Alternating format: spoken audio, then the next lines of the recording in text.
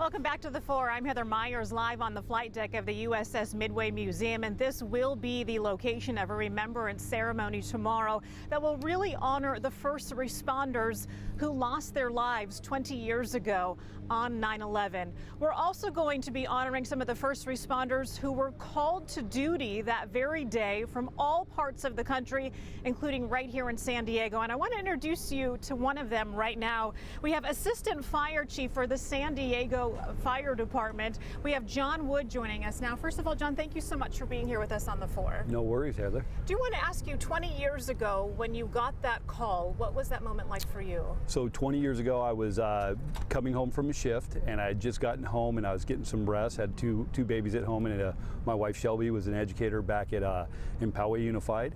And basically she called and said, hey, turn on the TV, something bad's happened. Not long after that, I got a phone call saying, hey, pack your bags, you're heading there to do urban search and rescue. You land in New York and you're taken right away to ground zero. And when you got to the site, what did you see? So you see a lot of twisted metal, the sights, the smells, very heavy breathing, very chemically. One of the biggest things is I grew up in Los Angeles, so I know, downtown has some very tall buildings. And then looking up at One Liberty Plaza, where our forward base of operation was being set up, that's what my task was right then with everybody else on the task force.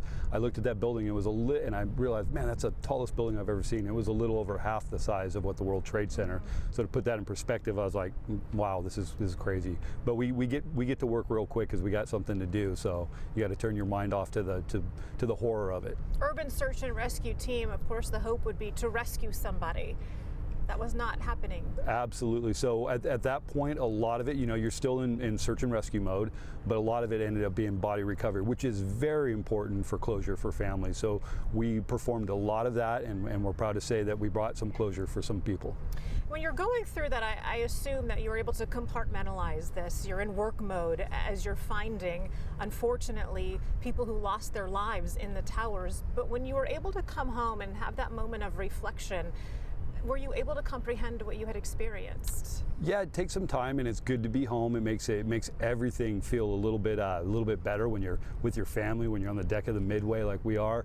It's a little sweeter. But the important thing is to reflect on the fact that we had a country that came together all these years, 20 years later, and the whole never forget. It's proven true 20 years later, which makes me real proud. A lot of kids right now, I've talked to them today, that weren't even born, and they still have stories they can tell about their parents or uncles or somebody. So it's nice to know that, and it's nice to have purpose. Super lucky for the small part that I played on that pile. Well, Assistant Fire Chief John Wood, we do appreciate not only your service here to our county, but also what you did during the aftermath of 9/11, and we appreciate what you were able to bring that closure to those families. Thank you very much. All right, thank you.